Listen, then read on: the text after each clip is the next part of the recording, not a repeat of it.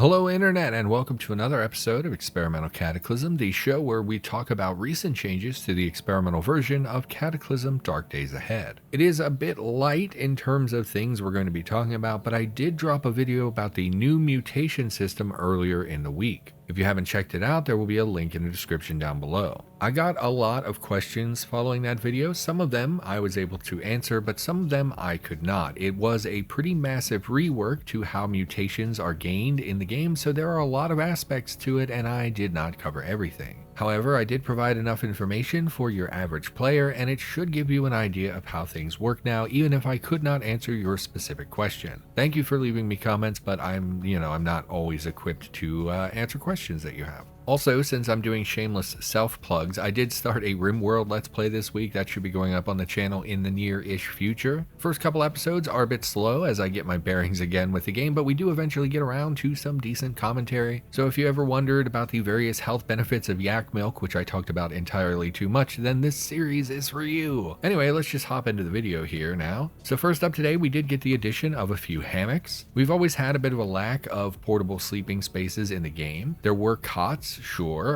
but they weren't really easy to tote around. It's a cot, right? We also had a fur mat, which of course required just a huge number of pelts in order to craft, and therefore was a ridiculous thing that no one ever crafted. We also had sleeping bags added at some point in the past. I don't really remember when, and I don't recall how easy or reasonable those crafting recipes are, so, whatever. Anyway, the point is, as far as I know, none of them were very easy to craft. However, these hammocks that were just added to the game are a lot easier to make with the materials that are pretty easy to obtain in the world. They require the tailoring skill, which is fine, although I'm a bit confused why the net hammock requires tailoring 3. I would have expected it to have a relatively low tailoring skill requirement, but then need some sort of weaving proficiency or something like that. But I really don't know, it's probably fine. So yeah, these hammocks are craftable, and they're also quite portable. Once you've got a hammock, you can deploy it between 2 trees, and it becomes a place for you to sleep. However, I do have a few issues with this. Firstly, it only applies to trees, and this is totally fine, but they do make hammocks that come with their own stands, so you don't actually need to have trees nearby. I would love to see if those were eventually added to the game. They obviously are a little less portable because you have to tote a stand around, but the other benefit is that you then, you don't have to have trees around you. You don't have to sleep outside. You could deploy them in your living room if that's what you wanted to do. However, ultimately, the tree thing, it's not really a big deal. The real issue is that these use the construction menu in order to deploy them. Now, the bedrolls and the mats that we discussed earlier are actually deployed by using the lowercase a key to activate the item. This rolls them out and makes a spot for you to sleep. So when I first got in to test these hammocks, I had to fumble around for a while before I realized they were in the construction menu.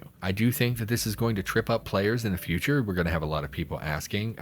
Probably most people will not use hammocks, but those that do are probably not going to know how to deploy them. Now again, ultimately, there's nothing really wrong with it being in the construction menu. It's just counter to how the other items in the game are deployed. That though is really my only complaint about all of this, and even that comes with a benefit. Since it's in the construction menu, the option will only be available if you are adjacent to a spot that can safely deploy the hammock. So even if you don't know where to put it, the menu will let you know when you can or cannot deploy them, which is probably part of the reason why it's in the construction menu in the first place. If it were simply deployed, we would not be able to restrict it to tiles surrounded by trees. Anyway, hammocks are in the game now, so huzzah. Next up from Bombastic Slacks, we've got a few new options added to the sorting zones menus. Previously, we talked about the addition of personal loot zones. These are zones that you would assign that always stayed in position around the player. So if you assigned a zone 2 tiles to your north, it would always be 2 tiles to the north of your character, regardless of wherever you moved. And before that, we only had static zones, which locked to a specific map tile rather than being oriented around the player. And once we had both of these in the game, you needed to toggle personal zones on or off if you wanted to easily sort only your static zones. However, now Bombastic Slacks has broken this up into different options. You can now sort your loot using static zones only, using personal zones only, or sort all of your zones at once. You can still enable and disable personal zones, so in case you got in the habit of doing things the other way and you don't want to change your behavior. Now the PR also mentions adding new zones that allow for stripping corpses and also for removing items from their containers. However, in my testing, I did run into some issues with this. Now in order to do this, you would place an unsorted zone and one of these strip zones over the same area. Then you will sort these zones and it will remove all items from the corpse pocket. However, it doesn't work with one tile zones or if all of the bodies are on the same tile. Now, Bombastic Slacks did say that they were going to look at this. I'm sure it will be resolved in the future, but for the moment these are a little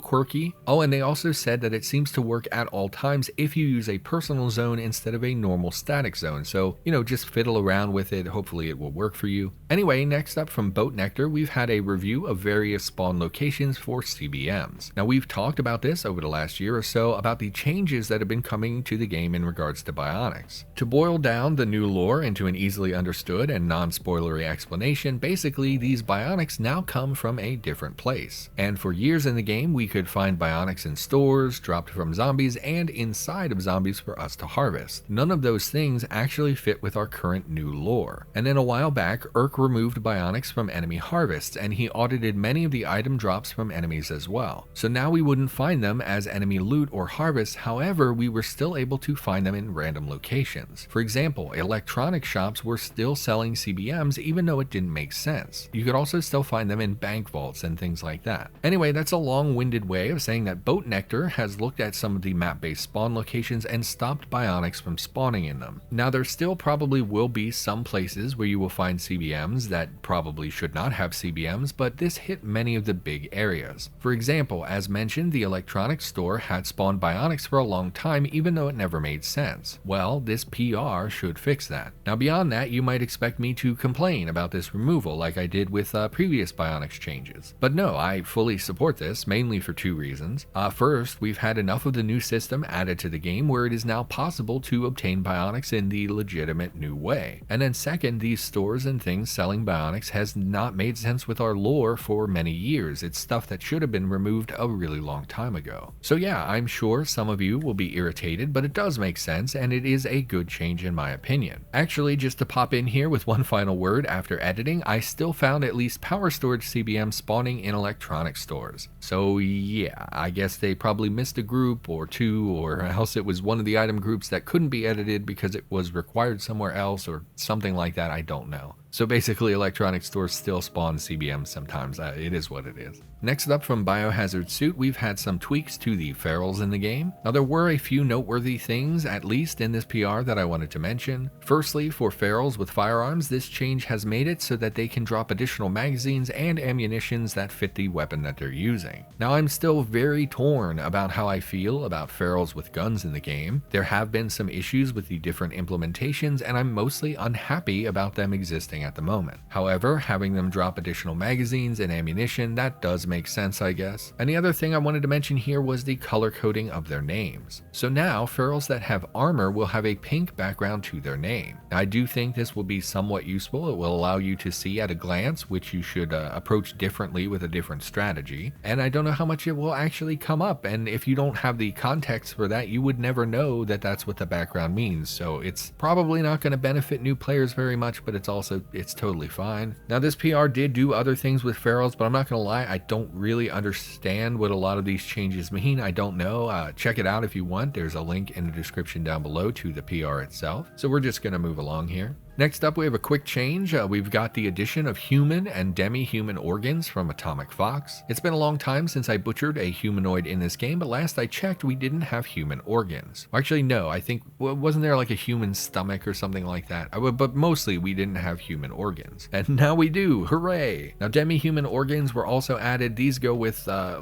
basically the term demi-human was appended to things to represent human-adjacent creatures. They're not quite human anymore. It just sort of helps us to differentiate things for like the cannibal system and things like that. But yeah, human organs, happy to see this. Never really made sense that we didn't have them. So yeah, now we need someone to add a butcher shop layout, like 0.01% spawn chance or something like that, and it should just have like a bunch of human meat and organs in the back. This was an idea I had years ago that I never moved forward with because we didn't have human organs, but I would love to see like a human butcher shop in the game, just as a really rare spawn. But anyway, moving on. Next up from Bombastic Bombastic Slacks, we've got a pretty interesting change. Well, actually, I'm torn on how to talk about it. I had some difficulty testing all of this out. In simple terms, this PR makes it so that guns will spawn with appropriate magazines and ammunitions. And as far as I can tell, it should be more ammunition overall than what we would find previously. And really, that's it in terms of the player side of this change. You should start noticing that guns spawn with appropriate magazines instead of just the one in the firearm. Or at least that is the intention as far as I can tell from the PR. I'm a little confused on whether everything here is working smoothly, but that's mostly because I could not test it. Now I do want to say, aside from the player side of things, and most of you probably won't know or care about this, but this PR required a staggering amount of very tedious work. Bombastic Slacks said that they did not use a script to do this, which means that this was just a large amount of work. Item groups in the game are like literally the worst kind of contributing as far as I'm concerned. Most of them are very nested and tangled together, and it's just awful to try and work with them in my experience anyway.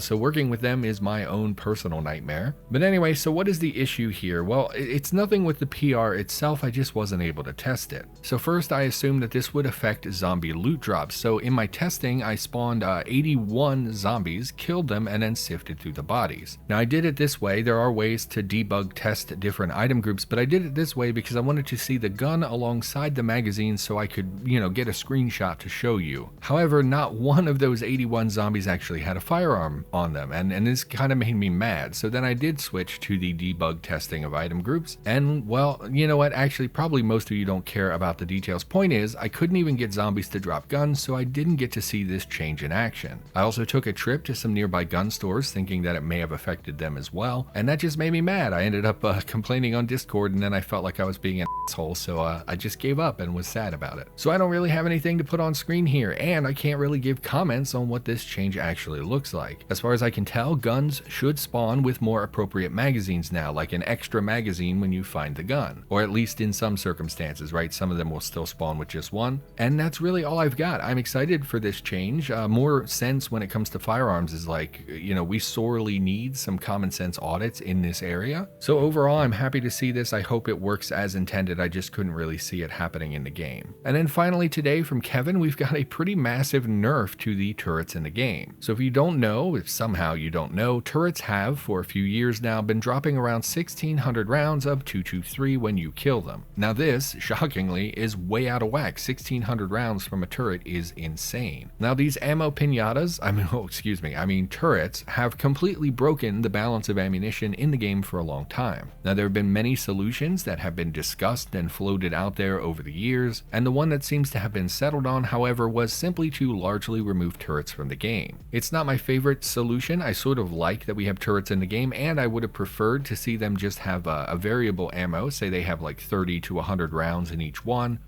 just to show that they've been shooting over time and yada yada yada. But also removing them like this is also totally fine. I really don't have strong opinions on this matter. Now a while back we did have many turrets removed from lab type locations. This was back before we transitioned away from the old labs, and now Kevin has gone in and removed them from military spawn locations like the military outpost and the helipad. I don't actually have very much to say about this. As I said, turrets were out of control when it came to ammo drops. My only thoughts here was that I would like to see ammo be buffed more in the game itself to compensate slightly, and I do say that, but I mentioned earlier in the video about ferals getting a buff in terms of the ammo that they drop, and we also just talked about Bombastic Slacks making it so that when you do find a firearm, it should come with more magazines and potentially more ammo. So I'm not saying there have been no buffs, but I still think that we have a real ammo scarcity in the game, and I think it's a little problematic. So when you remove turrets from the game, you're removing a large source of ammo. They were the best source for ammo in the game. And when you do that, and we already have a scarcity in other areas, I'm concerned that we're basically flipping from way too many bullets to absolutely no bullets at all. But anyway, my instinct here is to ramble about gun scarcity, and that really has no bearing on this PR, so let's not talk about that. I think this is ultimately a good change, even if it's not the one that I was hoping for. These old turrets still do exist in a few locations, just probably not the ones that you're used to heading for to get your bullets. Additionally, there are some NPC deployed turrets as well. These have much lower and more reasonable ammo counts to them. Now, I'm not really sure what the future of turrets are going to look like in the game, but I think we can all probably agree that 1,600 rounds of military ammunition for killing one turret was not well balanced. And with that, I think we are done with the episode. Internet, thank you for watching. Hopefully the video was helpful to you. Hit me with a like or a comment if you're one of the cool kids, and I'll be back in a couple weeks with another video, so I will see you next time.